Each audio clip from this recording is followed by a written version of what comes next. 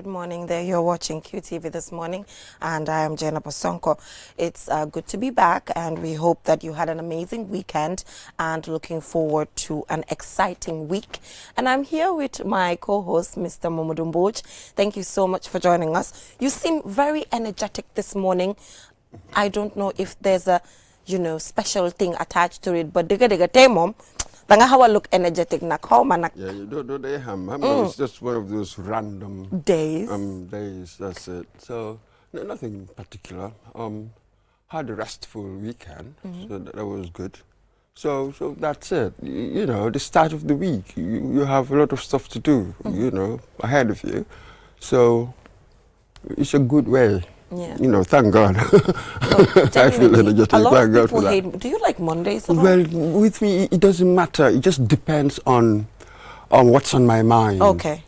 Sometimes you don't even notice in many ways. Yeah. But other times, you might feel, oh God, after the restful Sunday, now on Monday I have to go back to work. Yeah. Sometimes you feel that way.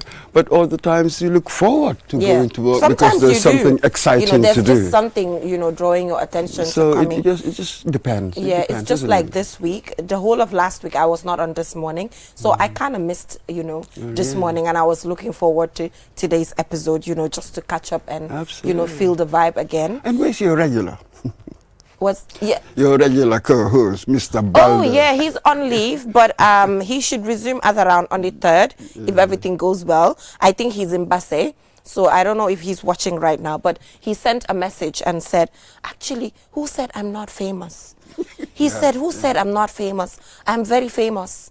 In Basse. The inimitable Ibrahim Balder. Nobody can imitate his style. So moving on, let's take a look at our African proverb for this morning. We have, a bird will always use another bird's feathers to feather its own nest. The first word that entered my head when I read that way, yes, exploitation.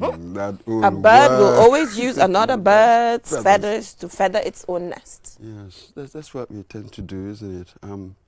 Always looking to exploit situations, people, for our own gain, stuff like that. But you see, with me, the key is, yes, you wouldn't want people to do that, but of course some people will always do that. So in the end, it's about, how do I protect myself? In the end, it's just having a protective, as it were, shield strategy. Call it what you will. That's the only way that you can really sort of deal with situations. Yeah. But life is just life. Yeah, actually, for me, when I saw the proverb, what came to my mind the first time is laziness. Yeah. That's what came to my mind, because I feel like, people can be so lazy that they will not start something from scratch, but they will want to, obviously, all of the time, want to use, somebody using their time, their energy, their talent and everything to put something in place. And then they could just come and just take it away from you and take credit for it. Like you mentioned, exploitation, So what came to my mind was the issue of laziness. The fact that you don't want to innovate, you don't want to take your time to come up with things, but you would want somebody to come up with something, and you can just lazily pick that up and take the credit for it. And recently, I've seen a lot of that when it comes to brands.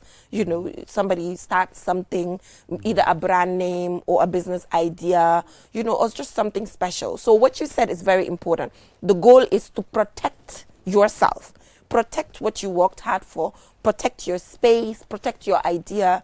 It's not bad to do that. Be an eagle. Yeah. There'll always be users. Yes. And there, when you said laziness, yeah. Perhaps I love this word phrase, bugalu yomba. Bugalu yomba. Stuff like that. Bugalu yomba, why? So you become leeches. Yeah. You have leeches. So all these types, as it were. But just as we said, the key is to recognize the type, recognize the pitfalls. You know, when you recognize the type, maybe you can prepare for the potential pitfalls, then you protect yourself. Wow. In the end, I think that's all we have. We can preach all we want. Oh, one shouldn't do this. Don't be a user. You know, do your own thing. We can preach all we want. Yeah. But you know how life can be. Yeah. There will always be some who will do that. So we protect ourselves by being I don't smart. have a problem of even collecting somebody else's feathers. For example, collecting an idea from someone or whatever, but always give credit.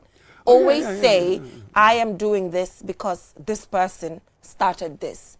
This thing came from this person. You know, the moment you give credit, you know how human beings are, you know, they can be so happy the moment you recognize them. Then it's fine, you know. Well, let's put it this way.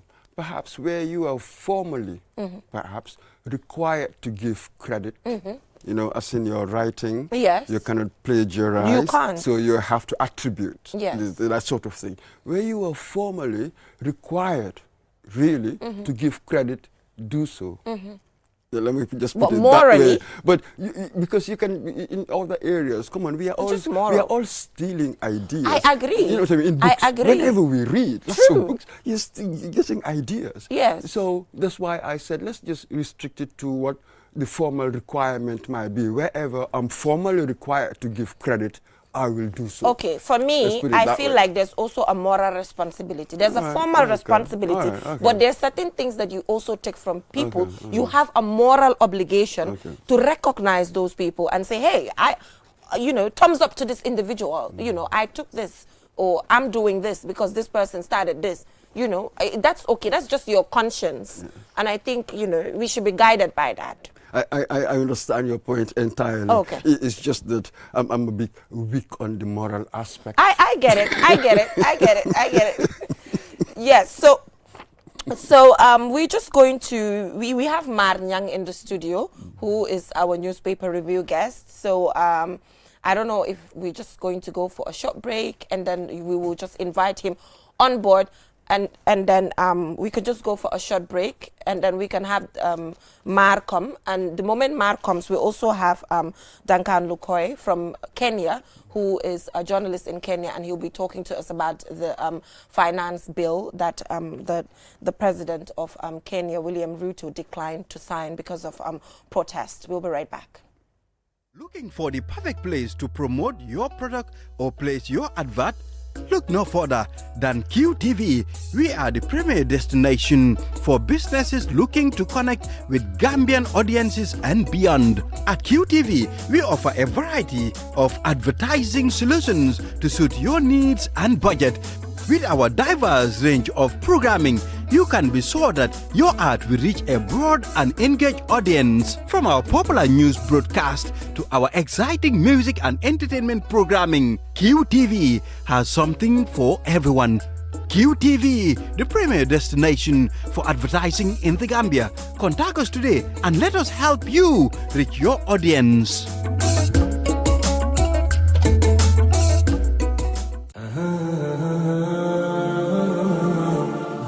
Banking the smart way with the new Aji Bank mobile app. Transfer money to any bank account in the Gambia. Top up airtime for all networks. Pay utility bills. Check your account balance and view mini statements. Request for ATM cards. Request for checkbooks and more in a single touch. So, do your banking in a smart way. Do your banking now with Aji Bank mobile app. Every time is banking time. Aji Bank, your investment partner.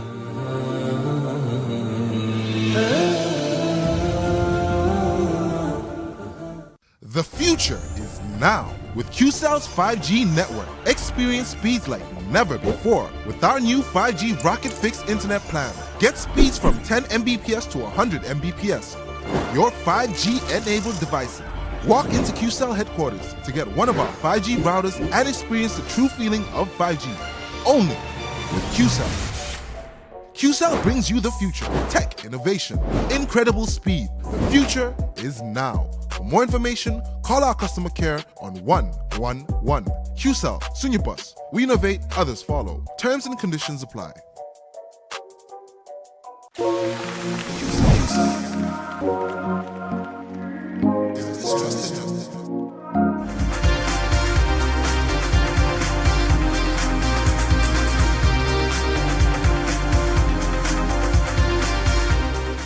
welcome back from that short break. If you're just tuning in, you're watching QTV this morning, and I'm here with my co-host, Mr. Mamadou Mboch. We also have Mar Nyang, who's here for our newspaper review. But before we engage Mar, we currently have Duncan Lukoye in Kenya, who's an independent journalist, about to have a conversation with us on the finance bill in Kenya, which the Kenyan president declines signing, considering the nature of that particular bill. Protesters describe it as very controversial and exploitative. So we have Duncan, who will just update us about this particular finance bill in Kenya. Duncan, can you hear me?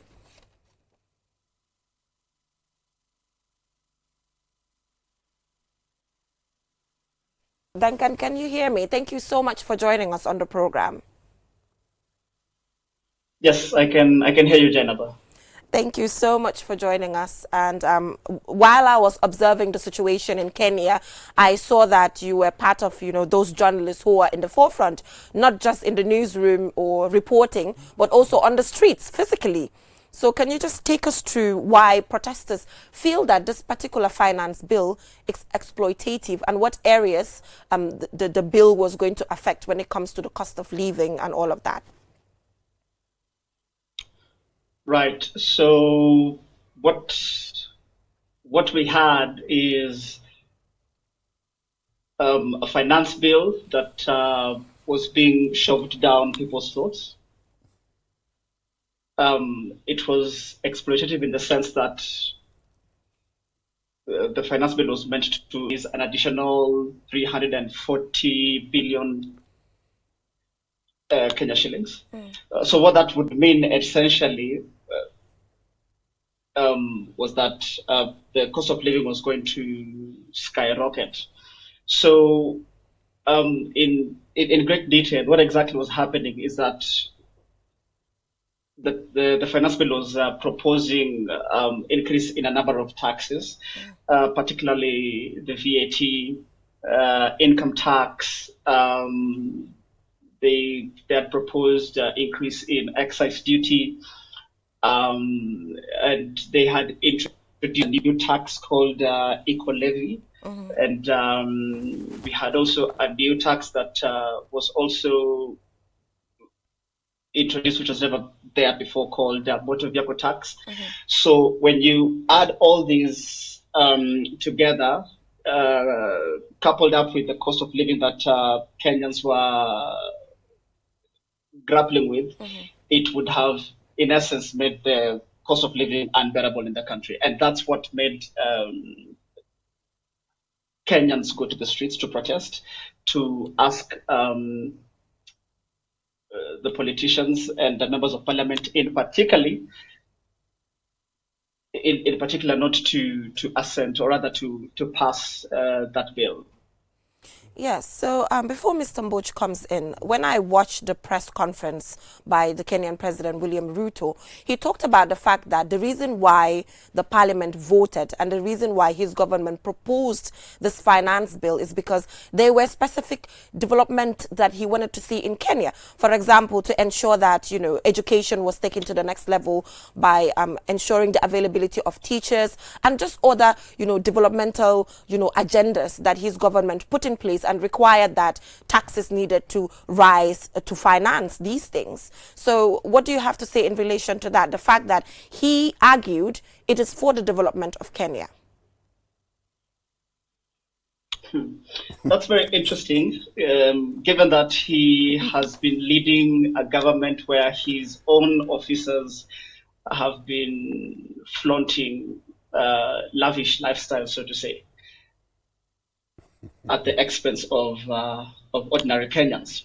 So when the president took over office, he promised and he said that he was going to form the government that will cater for the needs of Kenyans who are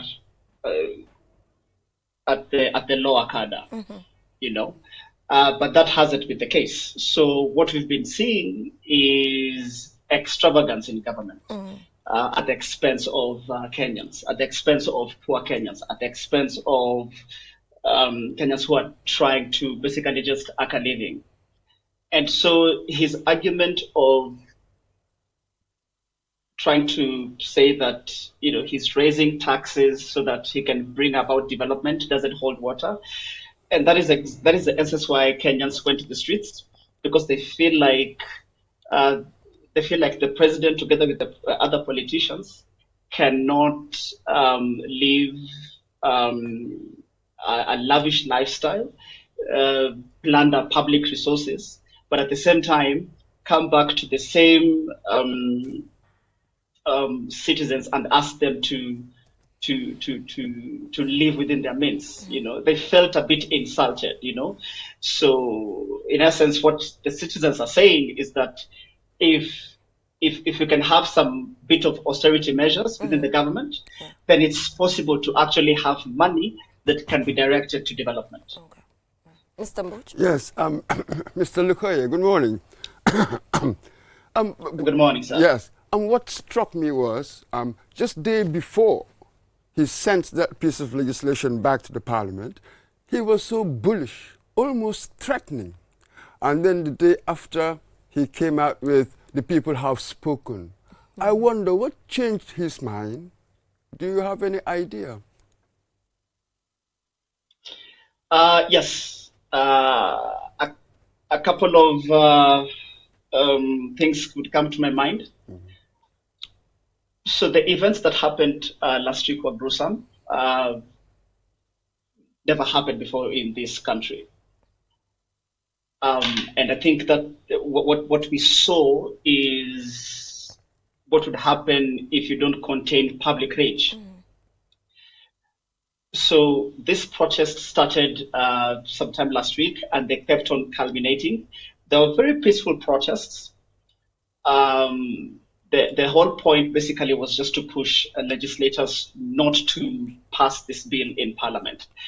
That didn't happen because the president, together with MPs, decided to shove this bill down our throats, down Kenyans' throats, and said that this bill will pass whether Kenyans like it or not. And so what we saw on Thursday, that was on Thursday.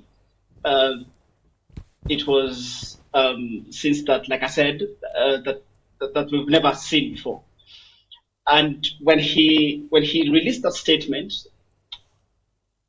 it came at a time when a lot of destruction had happened. So many lives were lost. We felt like that statement came at a wrong time because he did not express empathy. He did not want to comfort families of those who lost their loved ones. So that speech was out of touch with the Kenyans, especially those who were affected. And so after releasing all that wrath, Kenyans realized that this is actually the true picture of the president. And I think he went back and did some bit of soul searching. And then now he decided to do another speech where he was sort of presidential. So he decided to become a bit more remorseful and therefore, and he decided I will not sign. Okay. Just one more. Just one more. Finally, Okay. Yeah. Because with that move, to appease the protesters, people thought that that was it. But afterwards, there were some who moved on, who had already pushed on to actually demand his resignation. Yes. What do you think about that? So what happened is after the incident that led to protesters breaking into parliament, eventually a lot of lives were lost because the police were given the command to shoot to kill.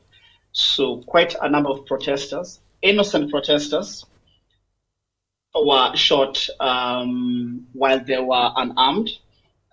Some of those killings were captured live on TV. And it was at that point when protesters and Kenyans at large decided that this protest would no longer be about the finance bill, but generally the conduct of the president. And that's the point where now they decided to call for his resignation. It was not meant to get to that point until we saw what the police did, because that was basically outright extrajudicial killing, And you could tell that those police had received a command from somewhere or from someone for them to kill protesters. So I think as we speak, we have at least 13 protesters who have been confirmed dead, and at least 100 who are still nursing gunshot wounds. Yeah, so to wrap this up. So as we speak. What chance of that happening? Yeah. What chance of the president resigning? Yeah. What chance of that happening, I wonder? What do you think?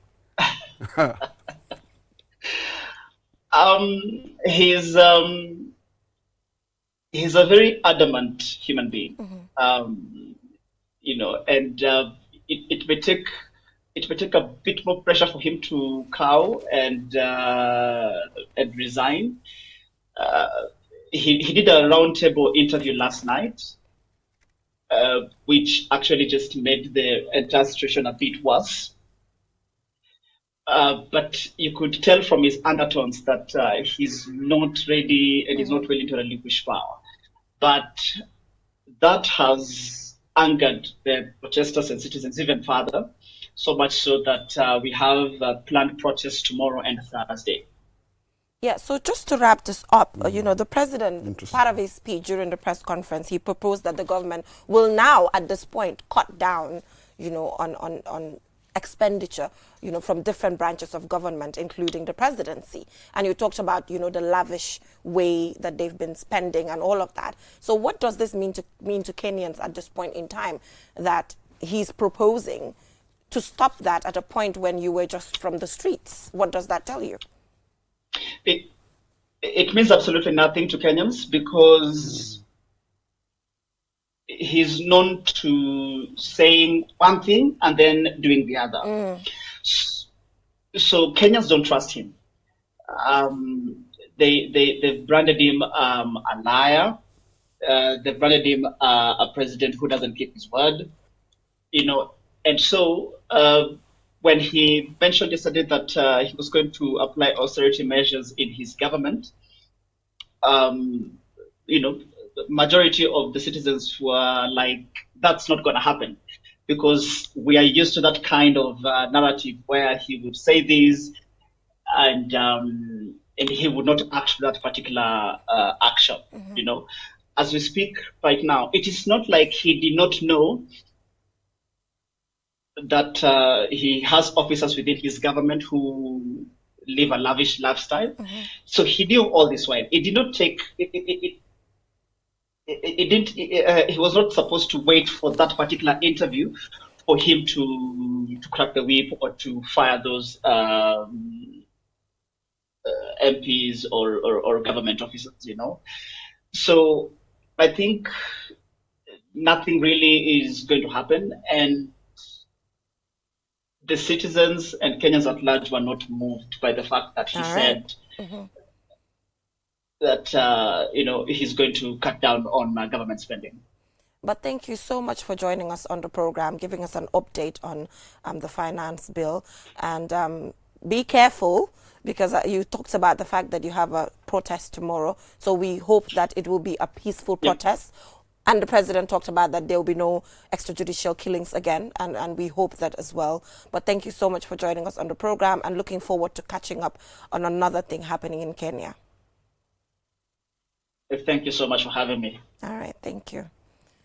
Mr. Mboch, that is Mr. Lukoy in Kenya. He's an independent journalist, and he just gave us a rundown of all the happenings in the best way he can. And I think, we got it the best way. That was fantastic, because I was particularly curious about why protesters would sort of demand his resignation. I felt for a while that was an overkill. But now he's put it with in the context. extrajudicial He killings. said that's it. Once you've had the killing, then people said, "Oh, this is a That's bit enough. too much." Yeah. You know, you're sort of crossed a sort of Rubicon. Yeah. Now you must go. Yeah. So that was quite So curious. we have Mar Nyang here, who's the head of the Gambia Participates, and I'm glad that this particular topic, he's with us, because considering their work is, this sort of Absolutely. accountability that we are talking about, So at the level of the Gambia Participates, what has been your take in the happenings in Kenya when it comes to the finance bill?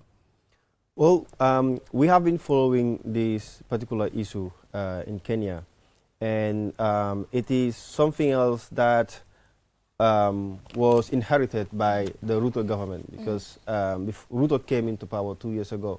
But before him, Kenya has been struggling with a lot of, making up to its expenditure demands. And even the issue of corruption, you go to Kenya, it is believed that there are abandoned apartments that are owned by politicians or owned by government officials that use public wealth invested into real estate, and it's abandoned. No one is actually living in there. So you go to a particular street that I was taken to, and you see abandoned apartments like that. And you look at some of their revenue should be generating entities have been weakened. For example, the Kenya Airways, that should have been putting a lot of revenue into the coffers of the government, has not been the case because they almost had bankruptcy. Either it's due to poor management or you can highly relate it to poor management. So now Ruto government comes to power, and government and politicians are all about meeting their political promises. They have to find a way to get money, right? Number one, to pay the debts. Number two, to meet their political demands. And how best to do that, or how was to do it, than imposing it to the citizens by increasing the cost of living. And that's exactly what Ruto was trying to do: generate more money, pay the debt burden that is on them, and at the same time meeting their political political commitments. And remember, Ruto also made a promise that he was going to be paying or giving loans to Kenyans, especially the youth. Now, if you look at that in our Gambia context, what Ruto has done is pretty much similar to what the government of the Gambia is doing, right? Our revenue in 2023 was projected at, tax revenue was projected at $13 billion, right?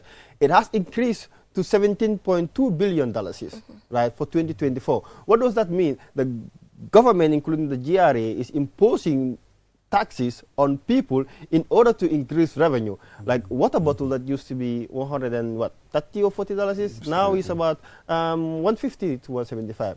So they're making life more difficult for Gambia. It's just that Kenyans went out to protest, but it's very similar to what the government of the Gambia is doing by increasing taxes on so many issues. So that's all about it, and I think that is so not innovative in increasing revenue. There are so many other areas that you could look into, and I think any country that looks within tax revenue to develop their country, they're just going to make life difficult, because you have to look at it this way. If the government increases taxes on goods, businesses are not stupid. Businesses are all about making profit, and that's why they are established. So no businesses is going to come and make loss. They're here to make profit. So if you increase taxes on them, they're obviously going to inflate the prices, and the people are going to be unable to be able to afford basic commodities, including transportation, water that you were drinking, electricity that you have to pay double the price, more prices now. So you also look at rice, and you name it, right? Everything is becoming expensive, and this all goes down to fiscal and monetary policies. Absolutely. When purchasing power goes down, people become poorer. But for me, we were talking in the context of Kenya. What is interesting for me is that Kenya, when we take, for instance, in 2008, was it violence? Really, the political belongings were sort of, the battle lines were drawn along ethnicity. Here you have a generational thing. Everybody across the divide. So this is the extraordinary thing about this. So they've come together, new ideas. They call them Gen Z, something like that. And then they forced the president to change his mind. And the tax, Tanzania, they've also gone to the streets. So everybody watch out. People already suffering a cost of living. You're adding more tax. this is potentially what can happen. This is the consequence. So fantastic thing what's happening in Kenya, the evolution, as it were, to this cross-party, cross-ethnicity, coming together of a generation, forcing the president to climb down and even now calling for his head. No, definitely. I was watching the news and I heard one Gen Z saying, our government are used to our parents not questioning them. Yes. This is Gen Z and it's different. We put you in power and we all about accountability, right? And the young people were all out for Ruto in 2022, right? They got him elected and all that they want is to make life better for them, not to make it the contrary, right? So going out, Gen Zs love accountability. And I was really because this is a message for Africans, including Gambians. There's one thing: you either allow politicians to come up with policies that are going to make your life worse, or you stand up for it and then make life better for the future. If the Kenyan youth allow this finance bill to pass, right, life was going to be extremely hard. Even bread that they were going to consume was going to be taxed, right? So they stood and they said, no, life is already very hard for us. So that is now put out of the way. It's the same thing that we have to contextualize in the Gambia. You see what is happening now in Parliament. 2 bills is about to be passed. Obviously going to stress the finances of the country. And then also the same thing for our taxes. Unfortunately, we celebrate the ones that are making life hard for us, which should not be the case. So I think Gambia is heading towards the same direction. Taxes is making life way harder. Rent, you name it. You know, number one, the dollar is already outperforming the dollars is so bad. Everything that we, as a net importer country, everything that we consume, almost everything is imported. And is bought through foreign currencies. So in addition to that, you're increasing the taxes. So where are we going? That's a question that we should be finding the answer and then stand up against all of these policies. Yeah, I'm glad you talked about the fact that we're specifically focusing on Kenya here. But I think Mar likes implications for everybody else. Yes, but it's important. Like you said, it's a message to Africans. And actually, I can attest to what Duncan was talking about because I've been to Kenya, and when I've been there, I just because he's a friend, you know, he took me around to see Kenya and all of that, and the amount of money that we had to spend on fuel, on some basic things that in the Gambia, you know, it's not even close to the things that they spend. It was just too much. Including parking fees. Parking fees. There's just fees on everything at the end of the day. So it's really, really difficult. Not to talk of the slums, you know, in Kenya. I was just talking about that with Ade. It's very, you know, strange how you can have high class and then there's a slum in the middle immediately and then another, you know, high class area and then middle. It's so easy to actually distinguish between the high, the middle and the low over there because of all these challenges that we talked about. But anyway, Mar, let's talk about the State of the Nation address, which was, you know, delivered on Thursday. What were your key takeaways, you know, from the State of the Nation address? So, as you know, I was sick during the weekend. Yeah. Not during the weekend, the whole week. Yeah. I did not follow it that much, but there were some issues that I was able to grasp from the president's remark. Yes. And for me, what I was looking for was the commitment that he was going to make on the Constitution. And still not convincing, you know, getting a Constitution. It's already June. The Minister of Justice said it on May 25th that likely before the end of June, they will gazette the Constitution, which we have not seen. I have not seen it yet. I'm not sure if it is out there. So if the Constitution is gazetted, it has to take 30 days before it will, 30 or 90 days actually, before it gets into Parliament.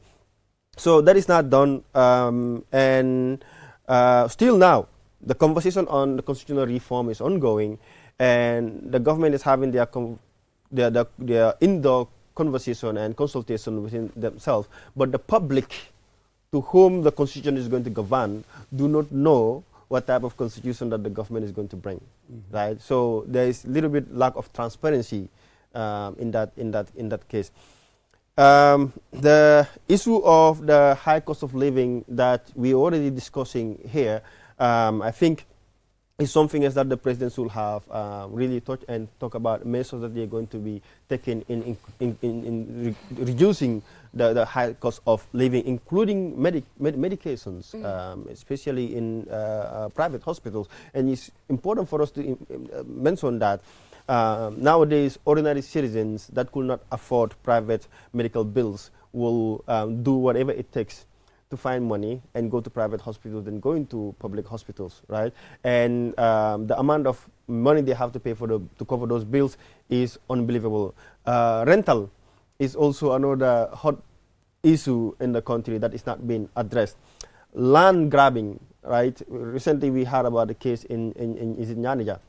It has been an issue. Land Commission was said to be established. We have not seen the work that the Land Commission is supposedly to be doing. So there's so many issues that he has covered, but also so many issues that he has left behind, including public sector corruption. The Anti-Corruption Act was legislated last year. I've not seen, maybe it is right, but I have not come across where the president states the timeline as to when the Anti-Corruption Commission is going to be established to support his government in curtailing the efforts that are already sabotaging his development agenda, and he knows it. The president knows that corruption is sabotaging his development agenda. I think for me, one of the key takeaway for me from the State of the Nation address, obviously, is the fact that, he talked about the fact his government is committed to enforcing the prohibition of the FGM law. Considering currently that, there are a lot of consultations happening when it comes to the female genital mutilation law ban, which the private members bill that has been proposed. Even if it's not going to be enforced, but the fact that it's coming from an authority like him will support, the process of this particular consultation leading up to what the committee's recommendation will be, and then the final decision, which a lot of activists did applaud.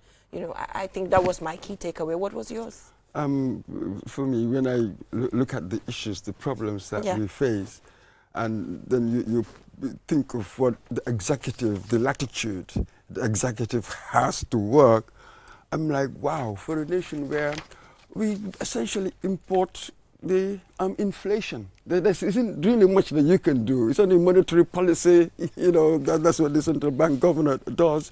But so much is not really within your hands. And we also realize now how really vulnerable we are to external shocks of any kind because of the nature of our economy, how things go. So often when you're faced with this, perhaps you cut your own spending, isn't it? Yeah. That's really what the key is. But one didn't hear anything. In fact, on the contrary, the civil service, we need some more, we don't have enough. And we thought that, perhaps this was bloated. That was the perception anyway.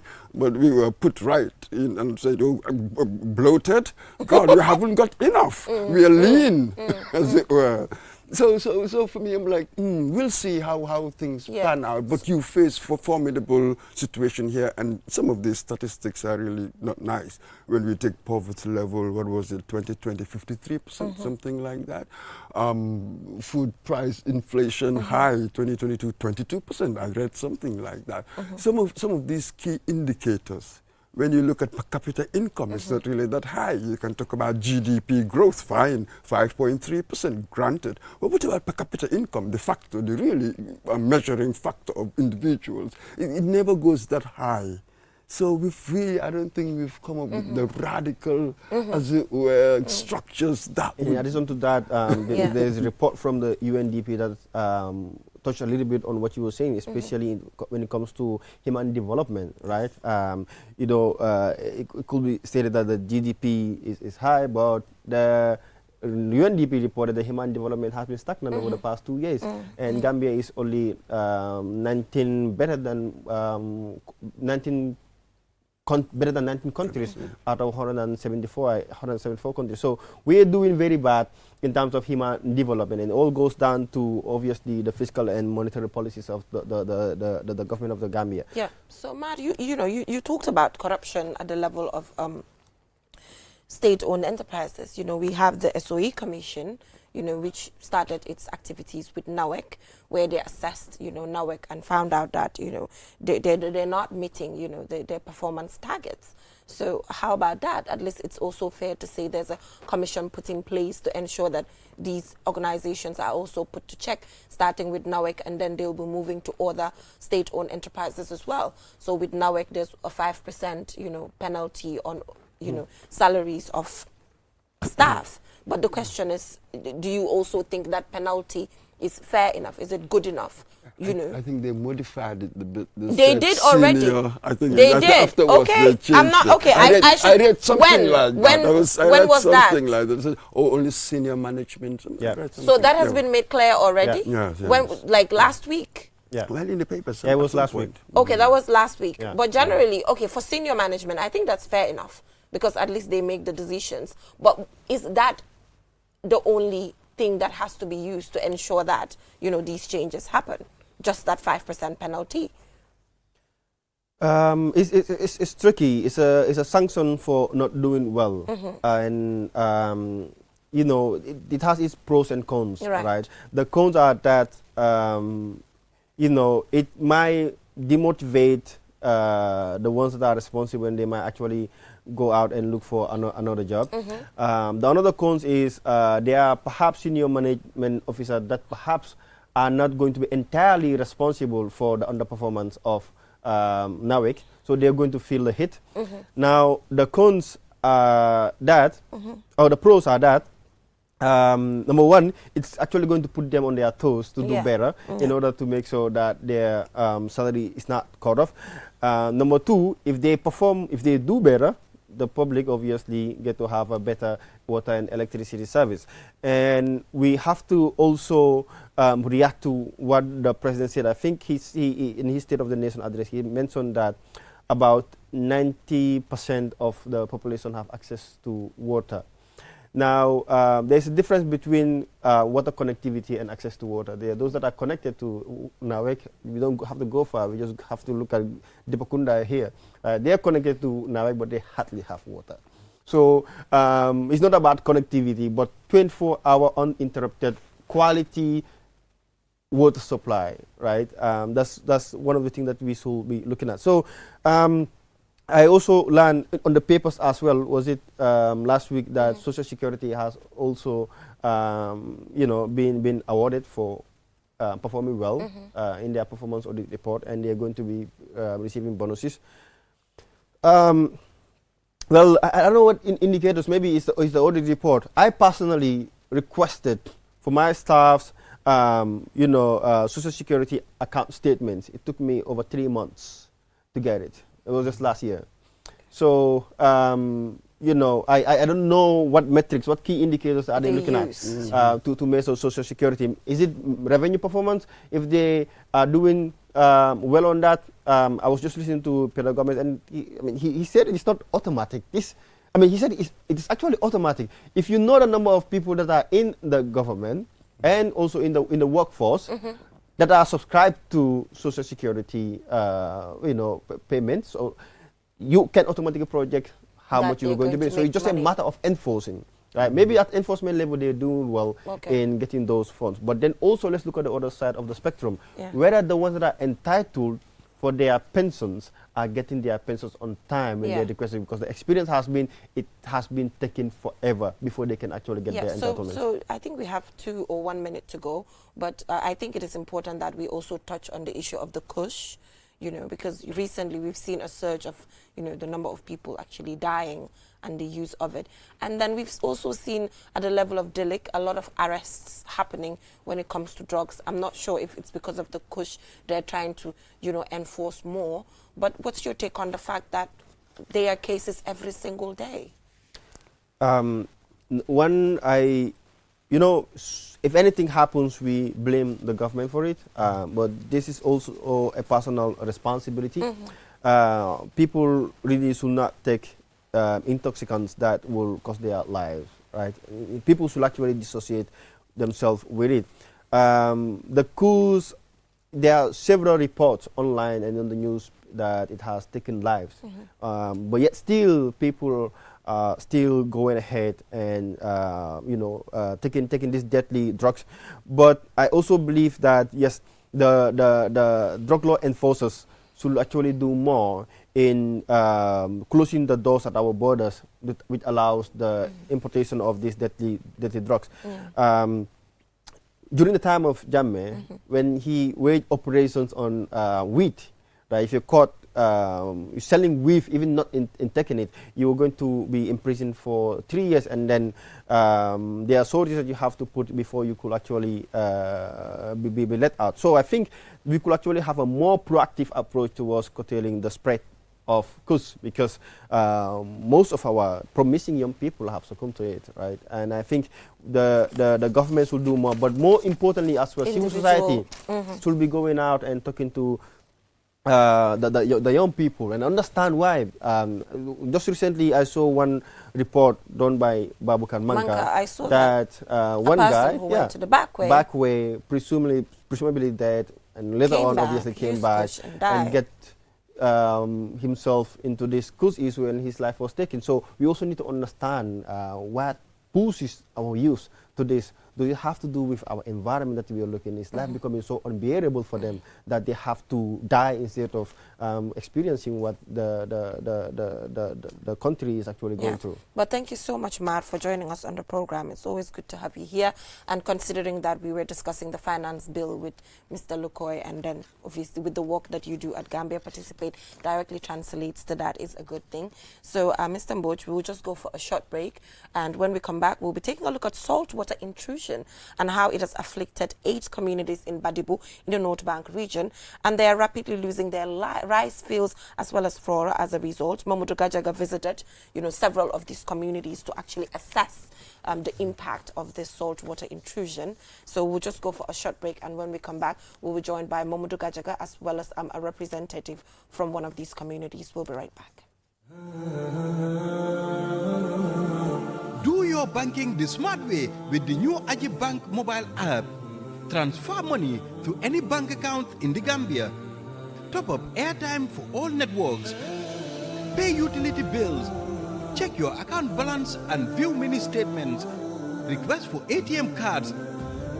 Request for checkbooks and more in a single touch.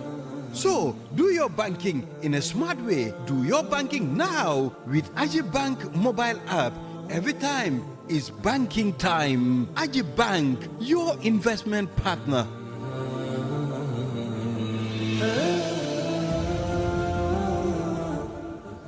The future is now with Residents in the villages of Badibu Ilyasa, Jumansarba, India, Jajare, and Kontekunda Niji, amongst others, have voiced their fears about salt water completely taking over their community farmlands unless action is taken to prevent a devastating saltwater intrusion from the river tributary. This intrusion has already destroyed trees such as mangroves and others, hampered fishing, and made rice cultivation virtually impossible. Abdullah Jammeh from Badibu Ilyasa, Sambu Damfa from Jajari, and Dua Marong shared their concerns and appealed for help from authorities.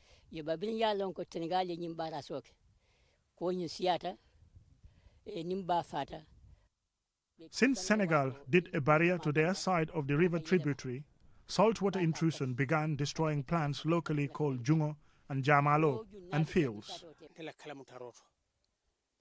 I still remember from 1968 to the 70s, no one was brave enough to pass this river tributary along because it was thick with grasses, trees and mangroves. Our parents used to feed us with locally cultivated rice.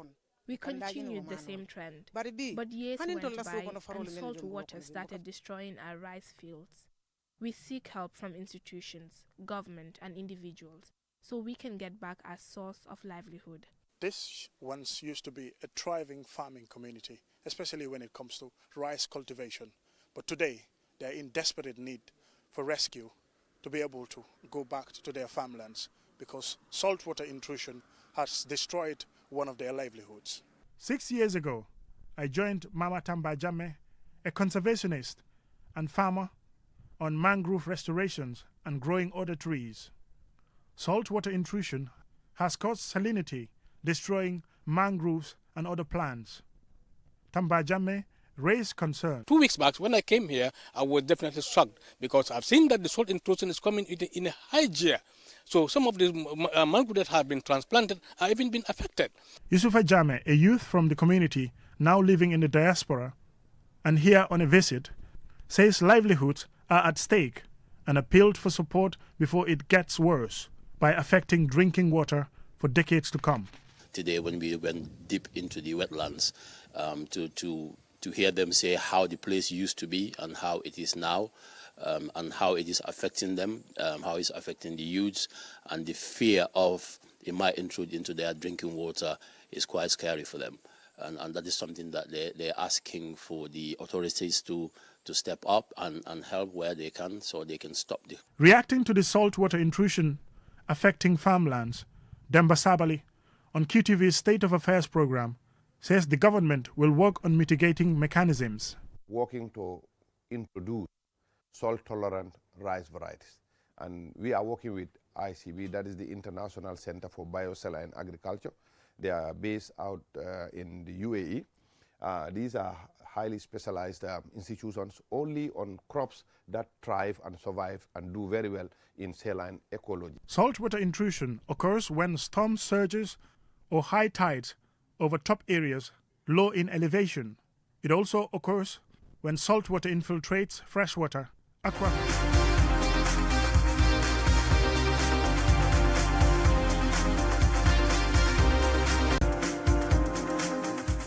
Welcome back from that short break. If you're just tuning in, you're watching QTV this morning.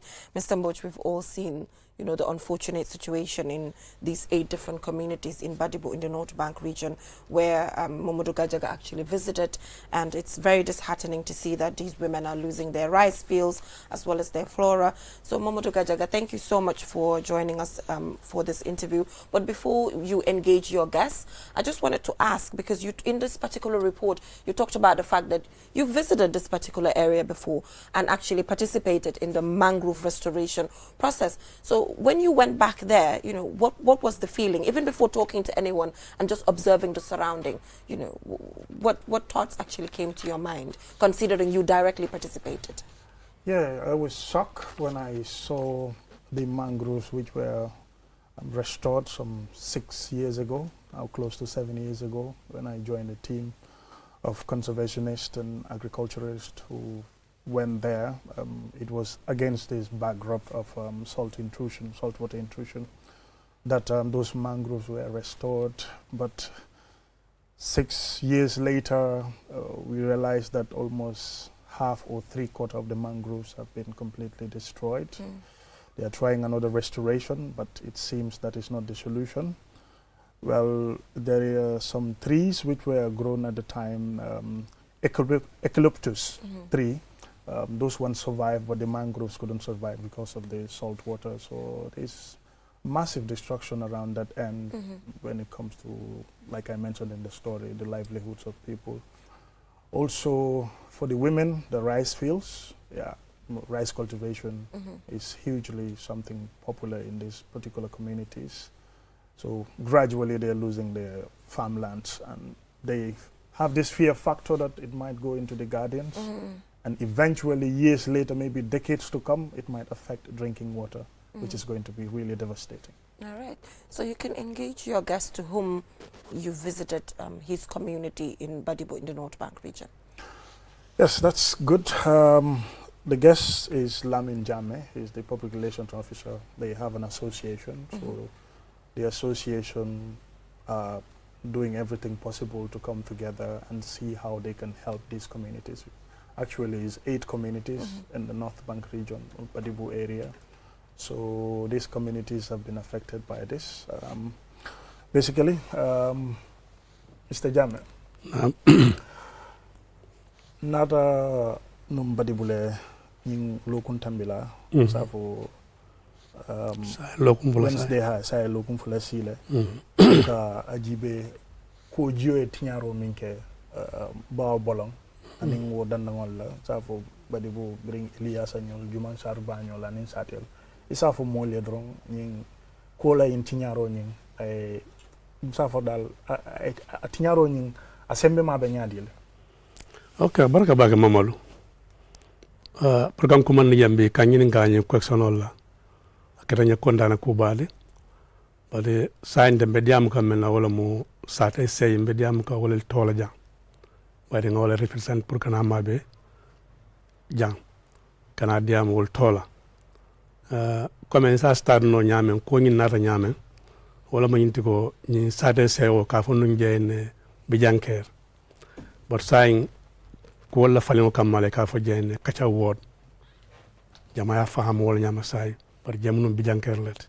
So bijankere mu tolete me alonko o mu tomeri mbalete no ya barsain dunia la falim o kamala ina redi jonol tala e dulal tala den ka buje kacha word so kacha word ning tembol mel beje commentara age group nyol wala nada si kaje ko dol nyanda sele nga kacha nga jube mbe mu ne keno la pour sam farambe mentula ndingol bulu ani mamari ngol bulu. So nada kafo ñu form ka fay flanka fo deno flanka fo ñi nga président sorle nga vice président sorle nga executive be sorle so ndere mu la diamulade den nada singa jube community ñi kan nga mun kolya kulel sorje men ya lon control fanasi men keleno nga masakunda dani isi mako no problème de ba solve no la nyaadi la folo wala mu lewala kote kato wo affect bakele kato tumo ndo ladini ya taimo jebenu nyamen ani sa jebe nyamen a defenda bakele andu meyo sabu wala mu komen ka nyorinang tintola katulal domo ka fengol domo so nara kanyi silanko bade na raje ko sanyi sare sewo nyanda ka flo nyomale no organisation of form me alonko si masakunda wali no niye si nga kaja ngajibe be mako no la nyaade katu janibe fengo di la mol every day o man kumaya dula creator e bang abe fensor la damen wala kumata anu balu mu fenner me alonko nyim bankon kan han dunya be kono mo bu kan nganya no atre man balu ngamel kabrin na rafoloke ye invite le ka kofi dinna ka fendina me mendo mal sa ni atra man soto ya mi robe kala nyaade so woto bankola mira folo nyanda kala men wala mu be balu sodno la nyaade le membe sino la o kumara bakela anu balu wala sio o fono la seno ko so nyinat na nganyin ka fo nyim fom pour ka londi ka jibe masakunda be mako no la moneto anin oda donos nyol be mako no la nyaadile pour ngaji be nyim problème mo nyamba a solve no la nyaadile ninkumu ko etinyaro minke mbela ngaje nya jele andun ani sa fo sondo mo fanan kono ni ya jibe ni nyale bal na ko nyintinyaro nyi warta bakela sa fo ni nata senola karola ay mun sen ko mo kule sama nan senola karola o sate seol mi ay sen ko mo men soto je nundo farol men ka do ko je pour nga balo soto no je awol be afek la kat ko nyi nga advance na nyamen natra ko e baria soto anin jise o men ni sama sita jomen kana flori men kana e temo e baria soto e ba yela ko tumo do pour ko joy tamino wala pour kamol afek ab ko le ala so bar sa ning sama sita do o jise woni ko kojo bele ka mix nyoto den samala dry water nyin o katra buru sanyi konyu advance tana tintola na den abe fengol tinya kan abita kan dimo kata nyamen aka tinya wol nyama ka don defon kunni o mengel nga gari no sotole I spend about 150,000 pour gari no nyin ka nga bolo sinjele nga yirol keje bari konyu nara finti bolo nyin kono ay na yirol affect so sa imba mira kan dulani mba cengla nyaadile pour ka kay forestry ka jibe yirol men su baluno je ngawol keje but food trees nyolu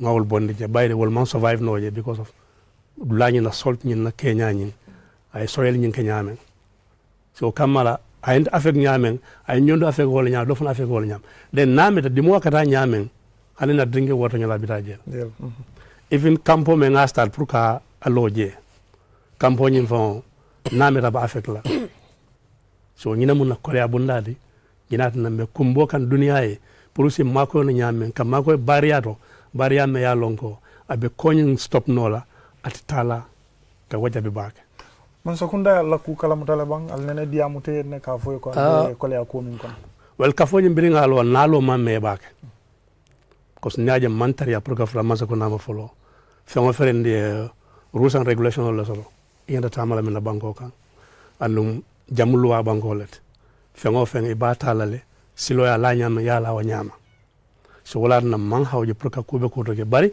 bi nga kafoni register curriculum commando na registration nyum pareta ngana certificate soto na ta wulle ka tama kaftanna tanko bunda mulma men be not bank because nga kola kul men soto je wala mu amanke bada mala problem ot nane bankol men ni be nane ring men ka Senegal bayde be nga lonko be ECOWAS protocol la koto an ECOWAS protocol nyaita ni le ko free movement so free movement ning o manya natin na bankol da may nyotora nin tol ngana ntakanda purunka tora o do fana manya tora la bari le toro ka waranga mbakele because time be moment de ning sama banda drong e la bengol ka bona Senegal ka migrate nan kana Gambia den nina to migration nyun kono e kan na yirol kundu kan na fengol tinya andu mamiro be e kwasala protocol nyun koto pour kan na yirol kundu kay tinya because na mera jebe kera desert let ne yirol man protocol jebe kera desert let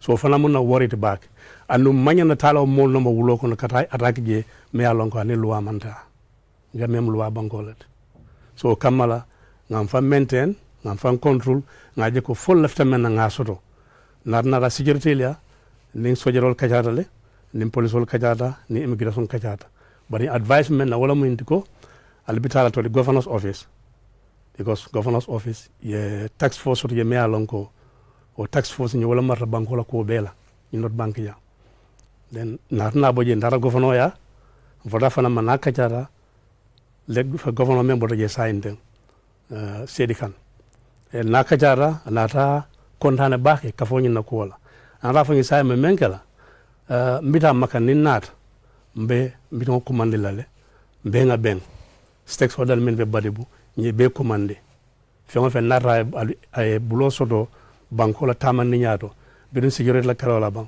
forestry kata eno agriculture kata wala fisheries be commande la ngana nga ben nga jibe kolya bunda nyalle bal kunna jang nse singa kacha wala because mala fi na kube kuro mamba de budula bef bari ndola area la feme na wala mu ni mansa yembulo di nyola bengeta kolya kolde kana fo bring drugs la karola bang kata nyamo la karola bang because ngaje ko sai na generation men kana betinya kam bakel anu ning mang security le makoy do kola men nyanda kala na meta na wulobe kala nya kensa wala yewulu idingo men nafa ama fan nafa ay ka adikor yalo kola da baka sa pour ka mo nyin kunna suti andi dron ba wato mbe mbula man sia wala nyinti ko demar bal ise kam fayima pour isal demano nyaadile pour ka je ko ali tanka ko la nyima sibo signed the president men kata honorable Lamin Jamnati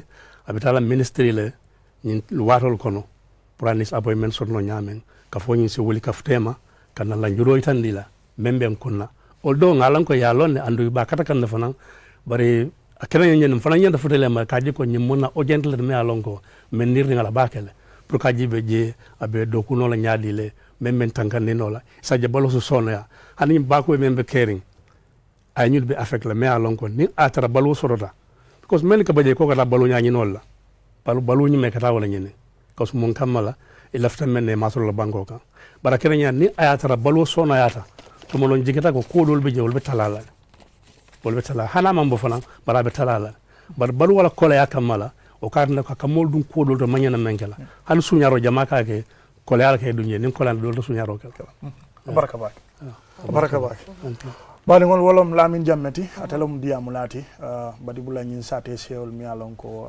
problem babe kunna wolom ko jiwe tinyaro ke kabona le kono kadum ila sene bunda la karola ngatele soto non jang pour bi yasa kan fay demal bal la pour essayer demano nyim problème c'est murum kafu nyoma kan jena wasanko. All right, thank you so much, Mamadou Kajaga. I don't speak Mandinka, but I got a lot of things that he talked about. You know, especially he talked about how irregular migration is also affecting the availability of able-bodied men and women to actually help in the farm, which I think is very unfortunate.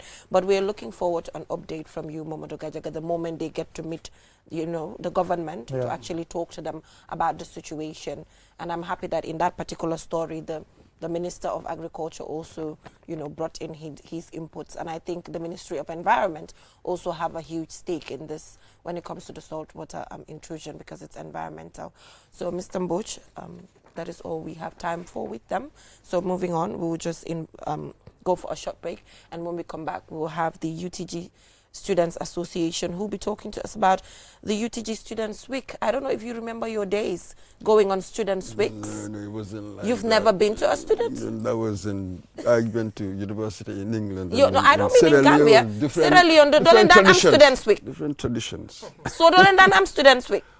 Well, periods you'll have a festival of some sort, but I do not know the precise nature of this students' That's week. why Balde said you guys are boring. Balde told you that boring. I don't want to tell you what we used to do. You don't want to disclose it. You'll be shocked. He does not want to disclose it. But then we will just go for a short break, and when we come back, we'll be joined by the Students' Union. We'll be right back.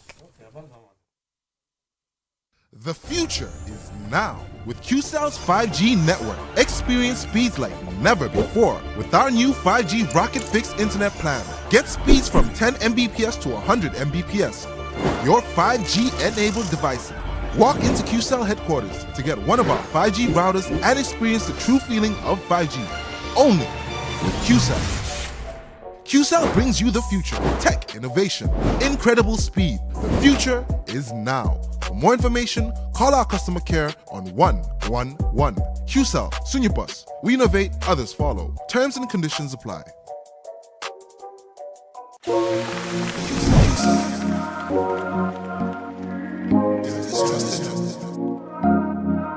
QCell, GSM company minna yirwa tariata Gambia Bankoka.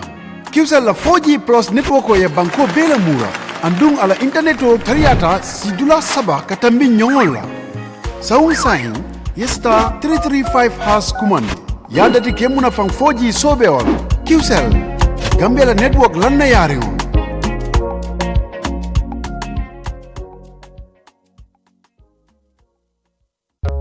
Looking for the perfect place to promote your product or place your advert? Look no further than QTV. We are the premier destination for businesses looking to connect with Gambian audiences and beyond. At QTV, we offer a variety of advertising solutions to suit your needs and budget. With our diverse range of programming, you can be sure that your ad will reach a broad and engaged audience. From our popular news broadcast to our exciting music and entertainment programming, QTV has something for everyone. QTV, the premier destination for advertising in the Gambia. Contact us today and let us help you reach your audience.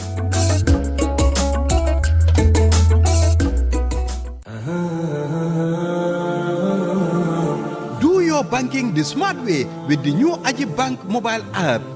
Transfer money to any bank account in the Gambia.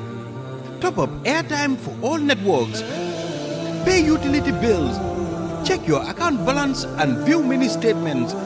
Request for ATM cards. Request for checkbooks and more in a single touch. So, do your banking in a smart way. Do your banking now with Aji Bank mobile app. Every time is banking time. Aji Bank, your investment partner.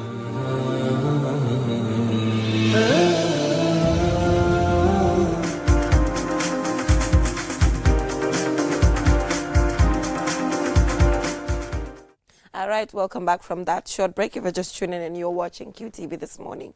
And now we're here with representatives from the University of the Gambia Students' Union. We have Fatoumata Nyang, who is the chairperson of the Students' Week, and also Momodu Jallo, Technical and Logistics Minister at the University of the Gambia Students' Union.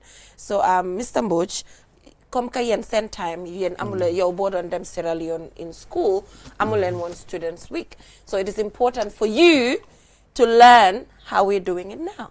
No, I'm gonna call. What? I'm find out what you mean by students. What lula mean? Yan activities, and all that sort of thing. Because just the term Students' Week doesn't tell me anything. So hang on. So names might change. Different names, but similar activities. Man buñ démé break explain na la way ba légui yeen defu len lolu. Name them. Students Week. So Logistics Minister, thank you so much for joining us, Mamadou Jallow. So can you just give us a rundown of what the Students Week entails? You know, some of the different activities that actually takes place while, you know, university students are on summer to just engage on, you know, different things apart from the classroom activities. Thank you very much. Good morning for having us. I am Mamadou Jallow, as you have mentioned. The Students Week is an annual event that we normally conduct. And as the team, every council has a team, and they have a chairperson and a deputy chair, and she's our chairperson for this year. And if you look at our team, is UTG in the front line, combating climate change, drug abuse, and irregular migration, while promoting peace, entrepreneurship, and thriving Gambia. So these are pertinent issues in our society that we want to, as young people of change, that we want to tackle. We want to come together, connect, and then invite stakeholders, partners. It's not just about fun. It is about learning and giving back to the society, to the community. We go to Tendaba. It's not because Tendaba is we prefer Tendaba, but that is the only avenue that we have that can accommodate 350 students. Left to us alone, we have visited different regions, but Tendaba is the only one. We have tree planting, we have seminars, we have entrepreneurship, we have going out for community outreach, educating them about irregular migration, because and also drug abuse. The Education and Research Ministry is also going to conduct a research on the social factors that influence the youth on drug abuse. As recently you have seen KUS, what it has been doing. So we are going out there to educate the young ones on the effect of using KUS. So these are some of the issues. These are some of the activities that we are going to conduct. And there's the fun part as well. Yes, do not push that away. don't push that away. There's the fun part as well, because whatever the case, you know, you have semesters to be in class with the pressure.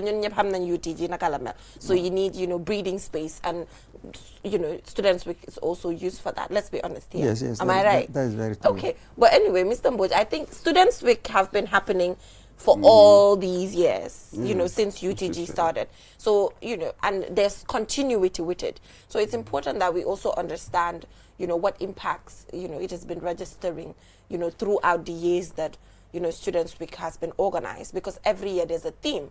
And this theme, there's, you know, some certain recommendations that are normally put in place with the stakeholders and all of that. So what has been the impact over the years? Okay, good morning.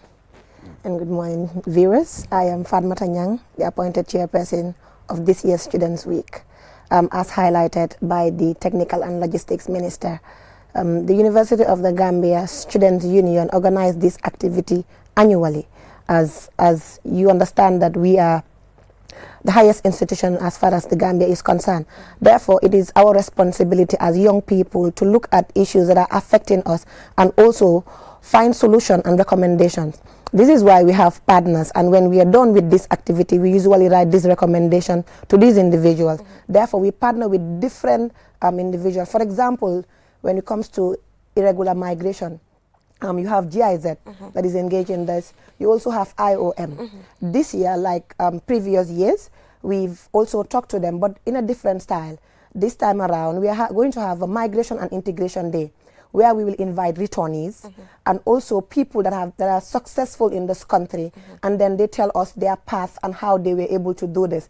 These returnees too will also tell us the experience that they have passed through and what these individuals or these institutions have impacted in them. Because you understand that IOM and GIZ have been doing this. So this is what we do. And when it comes to climate change, what we do as a university is we plant mangroves and also conduct a cleansing exercise in the coastal area. But not only this, we partner with the Minister of Agriculture and Environment. Recently, we are working on this, and we will finalize the contract deal very soon. So these are things that we do and work on to. When it comes to the entrepreneurship, what we also do is we believe that the University of the Gambia is beyond just going to the classroom, learning for 4 years. We believe that university students have talent, and therefore some of them have a business idea or have already started a business. Therefore, what we do is we engage in a pitching competition, and the winners go with a cash prize. But we do not stop on this. What we do is we try to follow their progress how far they have gone, how they have expanded their business, and if the idea has been implemented. And this time around, it will not be an exception. But what is more amazing about this year's event is UTG in the front line, that is the trade fair that we are conducting. It has never happened, but this time around, it is the only thing that it is one thing that we feel that it is going to make a very big difference, bearing in mind that GCCI is one of the big institutions that do this. So this time around, having UTG students organizing a trade fair in Tendaba, we believe is a great achievement, and inshallah, we believe it will be a successful one. So these are things that we feel are important, and they create a great impact when it comes to nation building. So the trade fair part, is it that, how is this going to happen? Are you inviting businesses from outside, or already existing businesses of individuals who are UTG students will be showcasing their products and services? Exactly. UTG students. We're not inviting people that have already started their business also. We're inviting, these are people that are university students that have their businesses, and we want them to display what they have and showcase it to the university students, thereby showing an example that you do not just want to be employed, but also you are a nation builder by also creating job opportunity. You realize that the Gambia is affected by 42% of the youth not being employed, and this is resulting to irregular migration. So this is one way of tackling it. As just for the question that you said, how has this been impacting? And this is one way that we feel it is also impacting by portraying it exactly within these 10 days. Okay, nice. 10 days. Yeah. So this is now I know what Students Week is all about. But they're trying to hide the fun part. You're trying to. Why are you guys? Let's look at the cultural aspect. They did Haral. Hanga luta ma Maryland. Bala programme bi don't start mang don tease Mr. Mbodj di jema won Mr. Mbodj ne ñun ñu ngi def lu extraordinaire ñun dañoo dem li am fon Mr. Mbodj ne ma waa Haral lagum ñun man duma wax ñun luñ def what fun part bi daal gis naa ne yéen a ngi ko hide te it's normal. The fact is all work and no play makes Jack a dull boy. But the fact is we are not just going there for fun. True. The primary role why we are going there is to impact. True. And this should be clear. This is why we have partners. Yes. We would not go to partners and tell them that we are going there to have fun and you expect that. And these partners are individuals that fund this activity. You realize that they will be there and then tell us what they do. Yes. So this is one thing, but there is a fun part, that is the cultural aspect, the talent show, and this is also one way of creating jobs, because these people are, one could not just be in the office, but we have different areas. But as we speak right now, the question was, what impact will it? I understand. I'm just teasing you guys. I'm just teasing you guys. Yes. That's all. Fun is good in its right context, yes. Really. So this is the kind of, I don't know, social activism you use this week to engage with social issues. So you organize activities around social issues that are trending. Yes. So you are at a camp, you've gone to a camp, yes, but can everybody participate? The population. How does it work? How do people participate? Okay. With regards to the entrepreneurship, there's a Google form. If you are interested to selling any product, you log into the Google form, and then there's also a price tag. You pay the price, and then you will be given a stall. Then you bring the food item that you want to buy. If you can also pair with somebody, you share a stall. Now, how does everyone participate in it? There are seminars, like my colleague has mentioned. In the irregular migration, we invite returnees, we bring them, and even there is also an entrepreneurship day. It is not about, we also bring in experts in business. They also give a seminar. Pitching competition, there's also a pitching competition. Like she said, there's a prize given to these individuals. They also, the seminar will also give knowledge to these individuals who are going to participate in the pitching. Once you win the prize, there are individuals that are going to coach you on how to invest if you do not have started. Because if you have to participate in the pitching competition, you must have started already a business. That is why you are participating in the pitching so time is already up, but thank you so much for joining us on the program. We're wishing you a successful Students' Week, and make sure this Students' Week, Mudahanyom same Students' Week, it's going to educating, fun, and everything, the whole package. Thank you so much, Mr. Mbodj. It's good to share the platform with you all the time. So that is all we have time for. Have a nice day. Bye for now.